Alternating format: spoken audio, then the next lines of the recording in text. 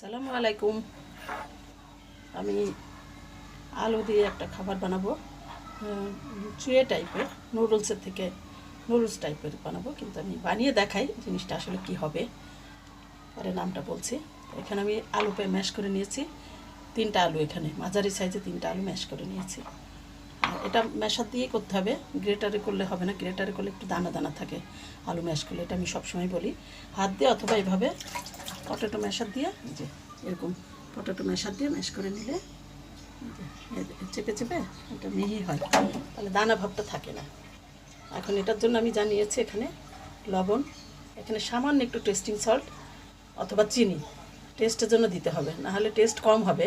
কেউ যদি মনে করেন দিবেন, না দিলে না দিবেন, কোনো সমস্যা নেই, তবে এটা দিলে টেস্ট হয় আর কি। নুডলসে সবসময় থাকে কিনা ম্যাগি নুডলস যেগুলো আমরা খাই, তখন তো ঠিকই খাই, তখন তো আমরা এটা বিচার করি না যে এটাতে কী দেওয়া আছে, কিন্তু টেস্টিং সল্ট প্রচুর পরিমাণে থাকে ম্যাগি নুডলস এই ধরনের প্রসেস ইয়েগুলো, ড্রাই খাবারগুলো আমরা এনে শুধু রান্না করি আর খেয়ে ফেলি, কিন্তু ওই মশলাটার মধ্যেও এত পরিমাণ টেস্টিং সল্ট থাকে যেটা আমরা কেউ জানি না, অনেকেই জানি না, কিন্তু খেলে বোঝা যায়, যারা বোঝে তারা ঠিকই বুঝবে।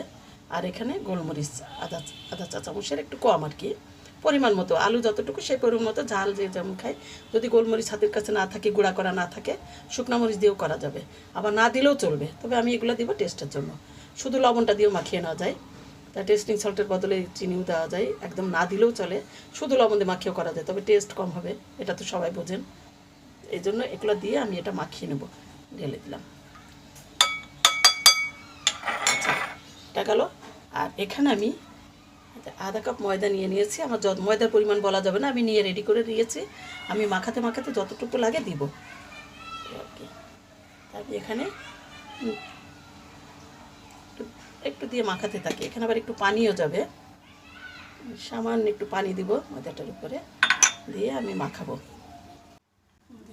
ওটা আমি মসৃণ করে মাখিয়ে নিয়েছি, আমি 2 ভাগ করে নিয়েছি। আর ময়দা আমি আধা কাপ পুরাই দিয়ে দিয়েছিলাম, সামান্য একটু পানি দিতে হয়, ময়দা বেশি দিলে পানি দিতে হয়, ময়দা কম হলে কিন্তু এটা খুলে খুলে আসবে, যেহেতু এটা আলু এই বাপানোর সময় ময়দা খুব বেশি কম দেওয়া যাবে না। আধা কাপ পুরাই লেগেছে আমার মাঝারি সাইজে 3টা দিতে।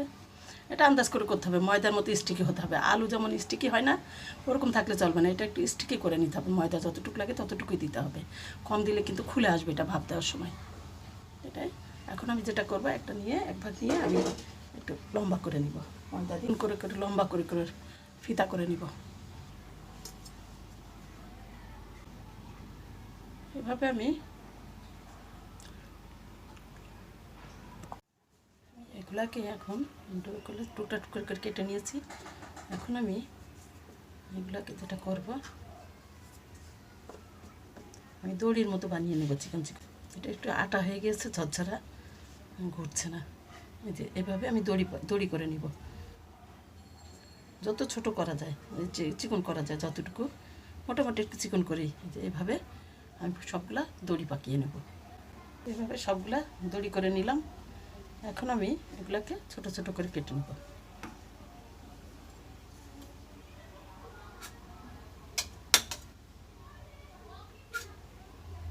কেটে নেওয়া হচ্ছে, এই জন্য কেটে নিচ্ছে যে ছোট ছোট করে বল করে নিতে সময় লাগবে, এভাবে একটু রেডি করে নিলে ভালো হয়, তাড়াতাড়ি হবে আর কি। আর এটা হাতের কাজ, এটা তো মেশিন না, একটু ছোটো বড়ো হতেই পারে। এভাবে আমি সবগুলা ছোট ছোট করে কেটে তারপরে আমি বলগুলো বানাবো।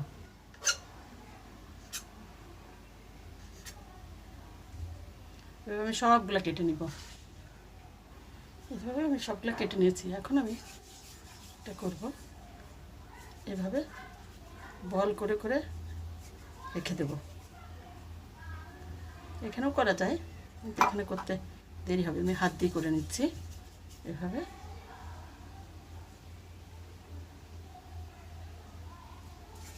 দু একটা আমার বেশি ছোট হয়ে গেছে, ওগুলো আমি পরে টুকরা নিয়ে নেব।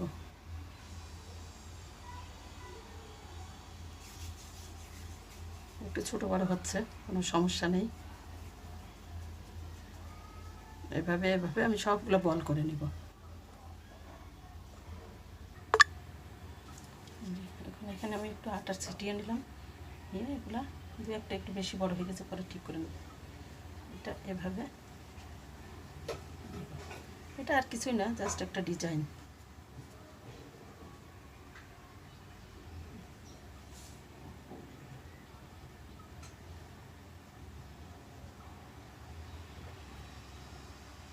মাঝে মাঝে একটু হাতে আটা মাখিয়ে নিতে হবে, তা দেখতে সুন্দর লাগে, আর কিছু না। ধৈর্য ধরে ছোটো করতে পারলে ভালো হয়।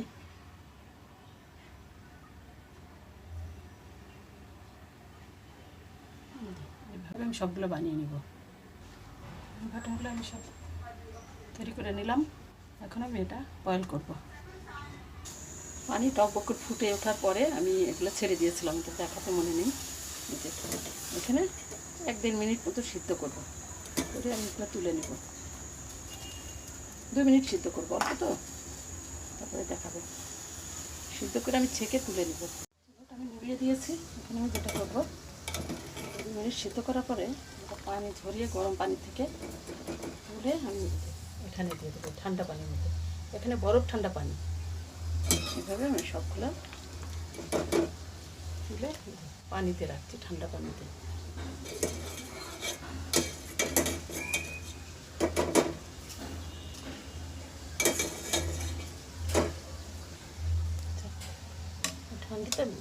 ঠান্ডা পানিতে বেশিক্ষণ রাখতে হবে না, কয়েক সেকেন্ড। এখানে কয়েক সেকেন্ড রাখার পরে আমি তুলে নিচ্ছি।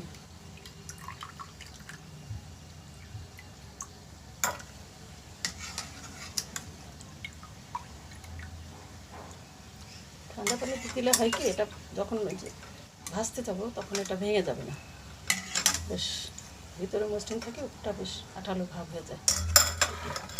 এখন আমি ভাজবো।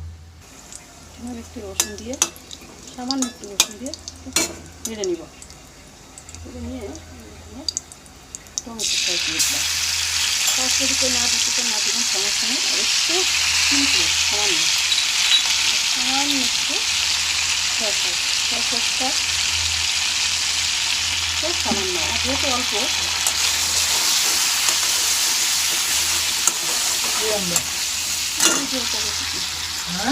এটা বাটন, পটেটো বাটন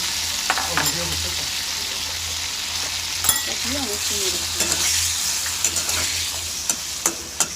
একটু লবণ দিয়ে দেবো, আগে একটু দেওয়া আছে, সেজন্য একটু সামান্য একটু লবণ দিলাম।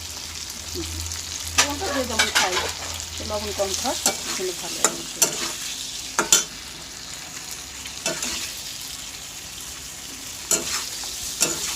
রসুনটা আমি খুব অল্প দিয়েছি, কারণ আমার কাটা ছিল না। আমার পটেটো বাটন রেডি। আমি একটু খেয়ে দেখি। এই পটেটো মাশরুম টাইপেরই রেসিপি, একটু আলাদা, অনেক মজা। বিশেষ করে বাচ্চাদের দিলে, বাচ্চাদের যখন দেবেন তখন এই ঝালটা কমিয়ে দেবেন। চিলি ফ্লেক্স না দিয়ে একটু গোলমরিচ, হালকা ব্ল্যাক পেপার দিয়ে দিলে ভালো হবে। আর যারা ঝাল পছন্দ করেন তারা চিলি ফ্লেক্সটা দেবেন। খুব মজা হয়েছে, আমি খেয়ে দেখছি।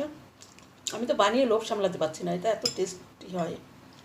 আর এটা একটু স্টিকি ভাব হয়, একদম মাশরুমই মনে হয় খেতে। যাই হোক, আমি খেতে খেতে কথা বলছি। সবাই এভাবে বানিয়ে খাবেন, অনেক মজা লাগছে। একটু ঝাল ঝাল, সুইট অ্যান্ড সাওয়ার হয়েছে টমেটো সস দেওয়াতে। টমেটো সসটা আসলে দিতে হবে মনে হচ্ছে, শুধু সয়া সস দিলে এত টেস্ট হতো না। আর যদি কেউ কিছু মনে না করেন, যদি চিনি খান, সামান্য একটু চিনি দেবেন। আমার খেয়ে মনে হচ্ছে একটু দিলে আরও টেস্ট হবে। তো আজকের মতো এখানে বিদায়। ফি আমানিল্লাহ। আমার চ্যানেলটাকে সাবস্ক্রাইব করবেন, রিনিস লাইফস্টাইল ইউটিউবে রিনিস লাইফস্টাইল, আর ফেসবুকে তো জানেনই রিনিস ডেইলি লাইফ। আমার যে কোনো ভিডিও সামনে গেলে রিনিস লাইফস্টাইলে গেলেই আমার চ্যানেলটা পেয়ে যাবেন। সাবস্ক্রাইব করবেন আর আমার পেজটাকে লাইক, ফলো, শেয়ার করবেন। তো ফি আমানিল্লাহ।